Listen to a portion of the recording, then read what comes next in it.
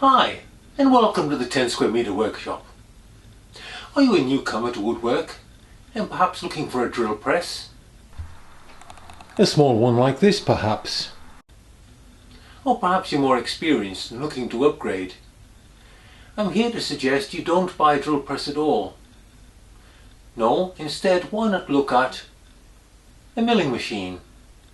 Now I can hear you saying, is the man mad? Why would a woodworker want a milling machine? Well, there's quite a few good reasons why. Let's go through them. I shall use my own mill to illustrate, but you don't need anything this big. Even quite small ones will do most of the things you need. Here is a smaller example, perfectly suitable for most tasks. Before we go any further, let's deal with the issue of cost. Yes, it will be more expensive, but you can actually buy a brand new small mill in the UK for under £500. Spending more, of course, will get you more, as always. However, it will still have advantages.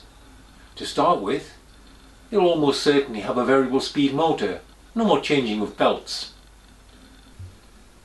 The first thing you get is a very accurate drill press, much more accurate and stable than many on the market. But more than this. As an example, these small 180-degree hinges are great for small boxes, but the holes they're mounted in have to be exactly the same distance apart on both the lid and the base. But on a mill, starting the hole with a centre drill, then dialing in the distance, it's really very easy. The depth of the drilled hole can also be very precise. Next, you can use a mill to make joints. Here I'm using an ordinary router bit. Just plunge and then slot.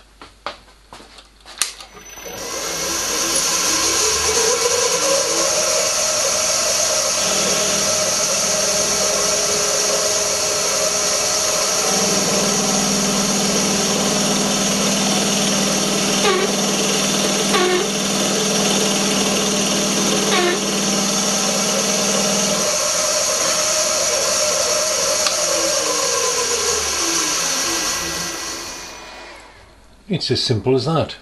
The result is a clean and accurate mortise. Yes, the corners are rounded, but that's actually a positive. It stops stress fractures from the corners. But it's not just mortises. For this jig I needed a slot along here to take a bolt. I could have attempted it on a router table, but it's a bit difficult, especially the plunge cut part. If you don't have a plunging cutter, you first drill the starting hole.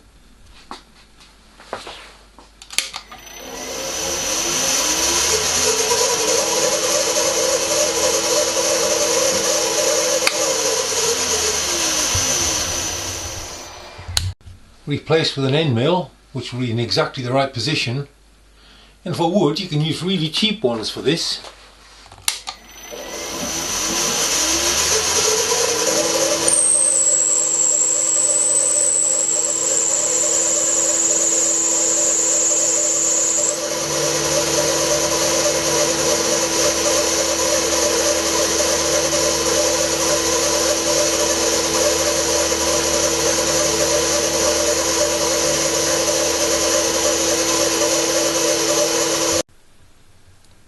The result is a very clean slot, precisely where you want it. I'm using a DRO to make all this easier, but they're not essential. All the hand wheels have graduated scales, so you know where you are. I recently used my mill to make some small drawers. There are 19 machining processes involved in making a drawer, and I shall be carrying out most of these in a milling machine, because this gives more accuracy and control of the process. Note the use of a sacrificial packing piece to stop tear out. And this is the joint that results from it.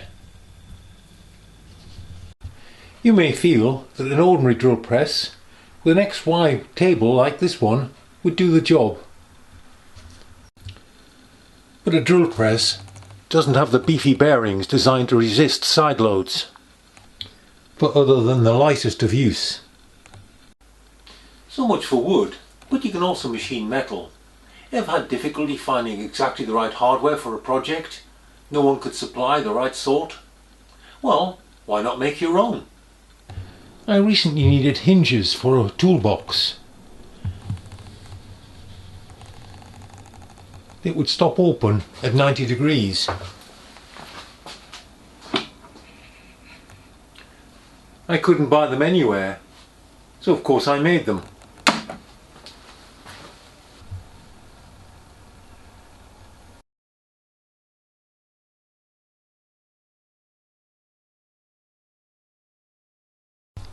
I didn't stop there, of course. I also made the side handles, the catches and the centre lock.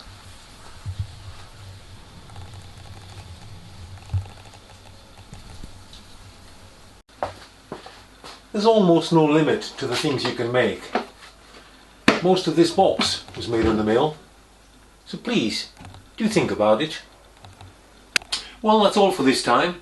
I hope you found it interesting and perhaps thought-provoking. Let me know in the comments what you think.